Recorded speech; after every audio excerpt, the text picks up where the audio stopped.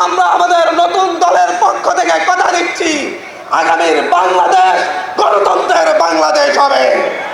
আগামীর বাংলাদেশে তরুণরা নেতৃত্ব দিয়ে চাঁদাবাজ দখলদার মুক্ত বাংলাদেশ কায়েম করবে করবে করবে।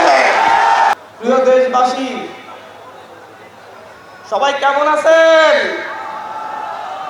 আজকে কেমন উপভোগ করতেছেন? আমার সামনে দাঁড়ানো এই লক্ষ ছাত্র জনতা প্রত্যেকেই আজ 24-এর গণঅভ্যুত্থান পরবর্তী একটি ইতিহাসের সাক্ষী। এই ইতিহাস রচনা করতে যাচ্ছে এই বাংলাদেশের তরুণ প্রজন্ম, যারা জুলাই গণঅভ্যুত্থানের নেতৃত্ব দিয়েছে। আমাদের সামনে উপস্থিত আছে আমাদের 24-এর গণঅভ্যুত্থানের অগ্রনায়কেরা, যারা জীবন বাজি রেখে লড়াই করেছে, যারা বারবার গুমের শিকার হয়েছে কিন্তু শেখ হাসিনার পদত্যাগের প্রশ্নে আপোষ করে নাই।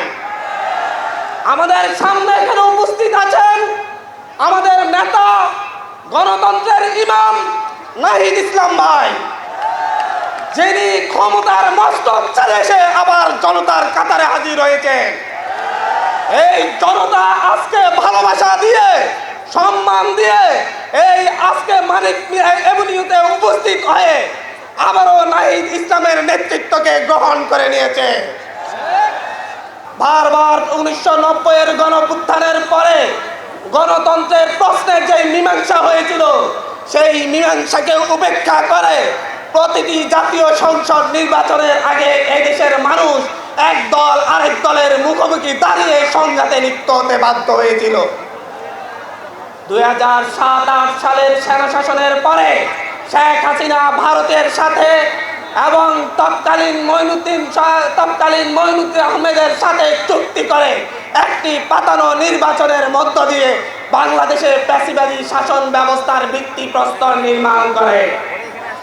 তারপর থেকে 16টি বছর এই দেশের তরুণরা, এই দেশের বৃদ্ধরা, এই দেশের যুবকরা শেখ হাসিনার নির্যাতনের কষাঘাতে নির্যাতিত হয়েছে। আমরা দেখেছি শেখ হাসিনার হিংসাত্মক মনোভাবের কারণে বেগম জিয়াকে কিভাবে দিনের পর দিন কারাগারে থাকতে হয়েছে।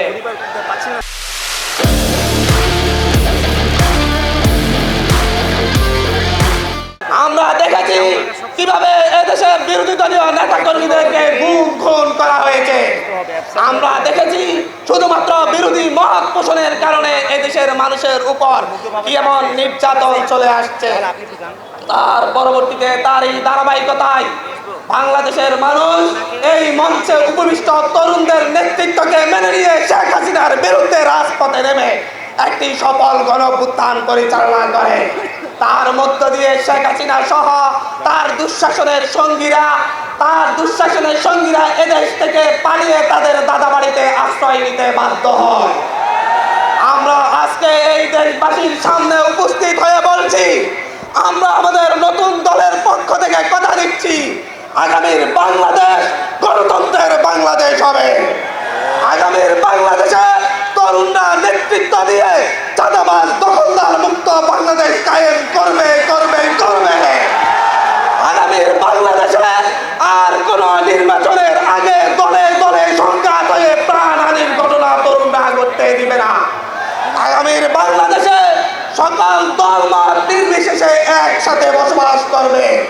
আজকে যেমন আমাদের এখানে সারা দিয়ে বাংলাদেশের সকল রাজনৈতিক দল এখানে উপস্থিত হয়েছে, আগামীর বাংলাদেশ নির্মাণে আমাদের এই তরুণ প্রজন্মের নেতৃত্বে সকল রাজনৈতিক দলকে সাথে নিয়ে আগামীর বাংলাদেশ পুনর্গঠন করা হবে।